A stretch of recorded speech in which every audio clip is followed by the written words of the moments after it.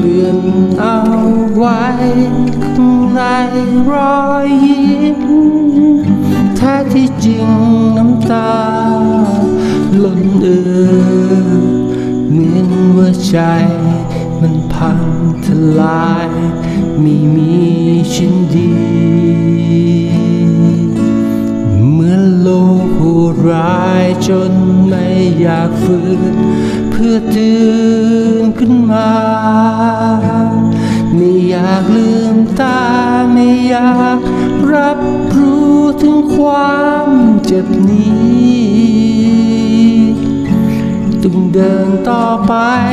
ด้วยแรงที่เหลือแม้ว่าทรมานเต็มทีรู้แค่เพียงหัวใจดวงนี้มันยังเต้นอยู่